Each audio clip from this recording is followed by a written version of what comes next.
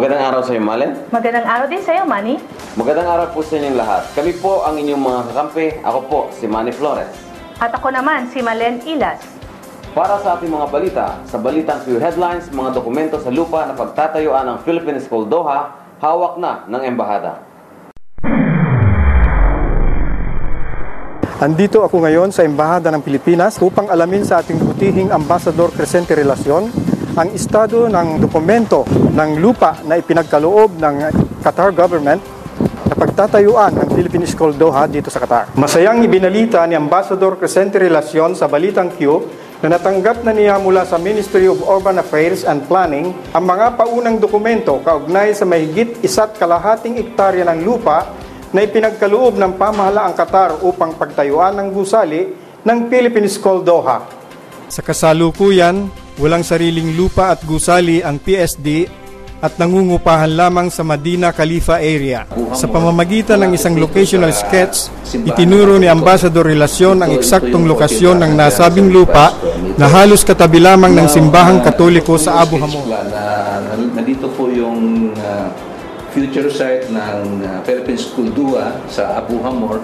Malapit po ito sa simbahan na Katoliko. Ayon pa rin kay Ambassador Relacion, sa lalong madaling panahon ay makukumpleto na ang mga kinakailangang dokumento upang formal nang maumpisahan ang mga isasagawang proseso.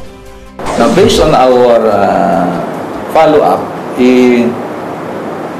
dinadala yung dokumento po doon sa Ministry of Justice. Yung Ministry of Justice, ito yung mag-approve po doon sa land grant. Now, tapos na po yung proseso na yan. Maibalik na po doon sa Ministry of Urban Planning and Development Authority. So, ang mangyari po dito, itong Ministry of Urban Planning and Development Authority, i-prepare po nila yung land certificate para po i-endorse po nila doon sa Ministry of Foreign Affairs para po i-hand over po sa Philippine Embassy sa Philippine School.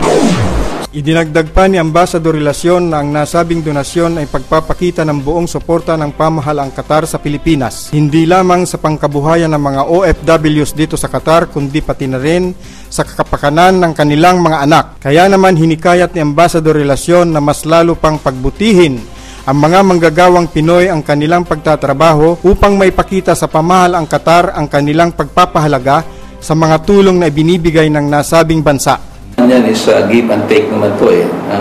Tumutulong po sila sa atin.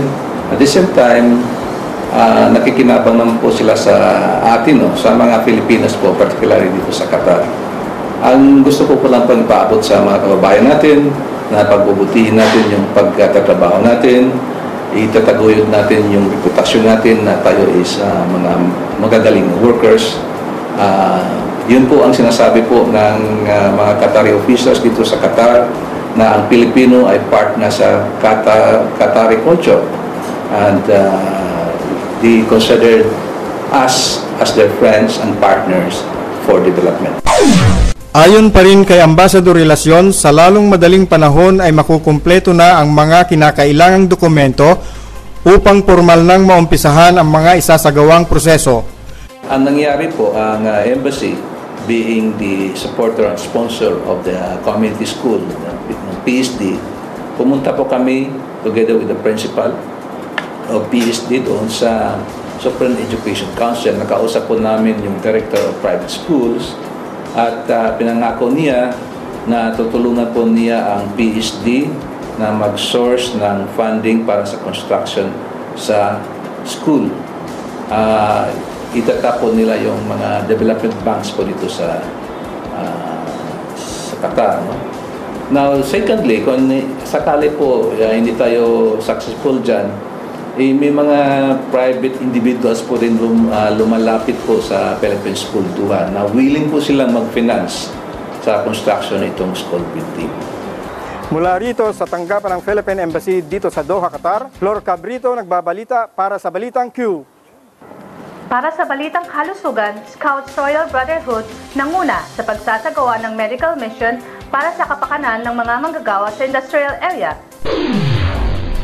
Narito ako ngayon sa Street Number 43, Industrial Area, Doha, Qatar, upang ibalita ang isinasagawang medical and dental mission sa pangunguna ng Scouts Royal Brotherhood. kasama ang iba't ibang grupo ng mga Filipino Medical Dental Pharmacy Volunteers na kinabibilangan ng Filipino Dentists and Dental Volunteers Qatar, Philippine Association of Pharmacists in Qatar, Filipino Nurses Association Qatar, pinangunahan ng Scout Royal Brotherhood ang isinagawang medical mission na ginanap sa Street No. 43, Industrial Area, Doha, Qatar. Umabot sa kabuuang bilang na 216 na pawang mga manggagawa sa industrial area ang nakinabang sa nasabing misyon, kung saan maliban sa libreng tulong medikal, nagkaloob din ng libreng dental services ang nasabing misyon, bukod pa sa libreng gamot na pinakinabangan hindi lamang ng ating mga kababayan kundi maging ng mga ibang lahi. Ayon kay Dr. Edgar Valencia, karamihan ng mga pasyente na nagpatingin ay may komplikasyon sa puso na nagiging dahilan ng high blood pressure, kaya't pinayuhan niya ang mga pasyente na maging maingat sa kanilang kalusugan. Karamihan talaga, hypertension. Hypertension, karamihan talaga may mga history na yan, mga diabetes. Pero sa as of now, sa ganitong sitwasyon, common colds, cough. Pero kung genetically, karamihan talaga yan, hypertension and diabetes. Kung they have time, mag-exercise talaga. Saka pa-check up talaga. Kung may talaga sila, may chance na makapagpa-check up, magpa-check up talaga sila. Sinabi naman ni Ginoong Frank Hamandre, Pangulo ng Filipino Nurses Association in Qatar, at isa sa mga masugid na tagapagtaguyod ng nasabing misyon. Una natin is palagi sila magpapacheck ng kanilang blood pressure. Kung talagang nararamdaman nila sumasakit sa batok, punta na sila sa isang primary health center or any private nurse or anybody na merong BP aparatos para ma-check, and kung talagang mataas, kailangan na ito ibigyan ng treatment, no, sa ating manggagamot, o talagang i-follow up pa rin sa health teaching kung paano sila mag-maintain ang kanilang buhay, pagkain, exercise, at saka ang tamang pagtulog. Bukod sa serbisyong medikal, nagkaloob din ng libreng dental services ang nasabing misyon, kung saan naging kapuna-puna ang dumaraming bilang ng mga OFW sa Qatar ang may problema sa kanilang mga ngipin. Isang common problem nila, gum bleeding, gum inflammation, kasi nga po hindi nakakapagpalinis ng ngipin. Another thing, decayed teeth, kaya po karamihan nagpapabunot kapag may dental mission. Bagamat bahagyang umulan ng araw na iyon, hindi ito naging hadlang sa mga medical volunteers na ituloy ang nasabing programa na ayon kay Ginoong Cesar Poloyapoy, Pangulo ng Scout Royal Brotherhood. Nagtulak po sa amin sa ganitong klaseng gawain, nakita po natin ng mga kababayan natin Pilipino na kapos sa konting tulong, kagaya po ng medical. Pinupuntahan po natin sila sa mga malalayong lugar, pinipilit po nating abutin ang kanilang mga kamay para matulungan. Isa na po dyan ay ang pagkakaroon ng medical mission na kagaya nito. Libreng check-up, libreng gamot, at libreng dental extraction. Dahil sa nasabing misyon, labis naman ang pasasalamat ni Ginoong Arnulfo Flores, isa sa mga pasyente na nakinabang sa nasabing misyon. Ang ginawa po ng mga kababayan natin ay malaking tulong po sa ating mga kababayan dito sa Qatar, lalo na dito sa industrial na hindi nakakapunta sa medical kung minsan na gaya po sa akin na hanggang ngayon may karamdaman po, pero wala po pa kasi akong pataka, kaya hindi po nakakapunta sa Hamad. Kaya ngayon po na nalaman ko sa isang kaibigan na mayroon po medical mission dito ang kababayan natin, ako po pumunta rito. Mula rito sa Street No. 43, Industrial Area, Doha, Qatar, ito po si Dr. Cora Lopez nag-uulat para sa Balitang Q. Samahan natin ang Samahang Ilocano International sa kanilang pagtungo sa tabing dagat ng Altakira para sa Travel Q.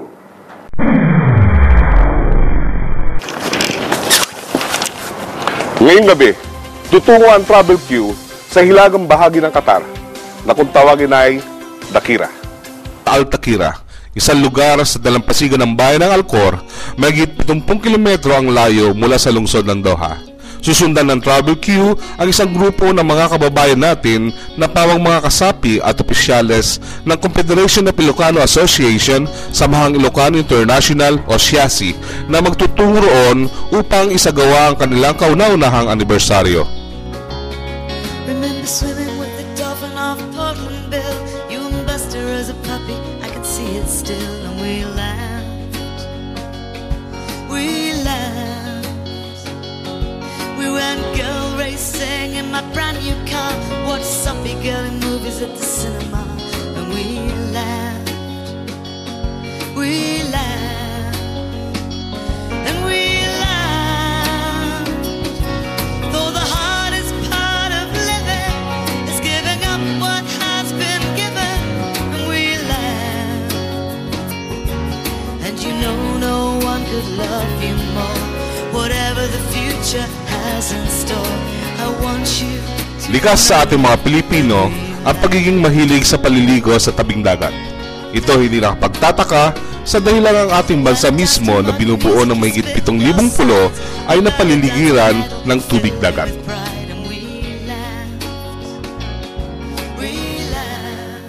Pagdating sa Altakira, bagamat madilim na, ay agad naming iginala ang aming paningin sa kagandahan ng nasabing lugar. Masarap na simoy ng hangin, malinis na dalampasigan, at malinaw na tubig ang agad sumalubong sa amin. Sa paligid ng dalampasigan ay kapuna-puna ang ilang tents na itinayo ng ibang nagtungo sa lugar na iyon upang damhin ang lamig ng tubig ng dagat upang kahit sandali ay takasan ng mainit, maingay at magulong buhay sa lungsod ng Doha. Pagkatapos kumain, muli nagsama-sama ang grupo ng siyasi at dahil sa mga Pinoy, hindi mawawala ang kuhanan ng litrato na tila sabik na sabik ang bawat isa na magkaroon ng kuhang larawan kasama ang kahali-halinang dalampasigan ng Altakira. Kinaumagahan, masigit naming napagbasdan ang kagandahan ng Altakira. Dahil lang lumiwanag, ay lalo namin napagbasdan ang ganda ng kapaligiran. Sinadya namin ng isang lugar sa Altakira kung saan dito lamang sa bahaging ito ng Altakira ay makikita ang dawang bahagi sa gitna ng desyerto na malapit sa dagat. Mag-alas 8 na ng umaga, kinabukasan ng aming lisanin ang lugar ng Altakira at sa aming pag-alis, baon namin ang magandang balita na kung kayo ay maghahanap ng lugar ng pasyalan o kaya ay maligo sa beach ng libre, ang tabing dagat ng Altakira ay maaari ninyong putahan at personal na saksihan ang kagandahan nito.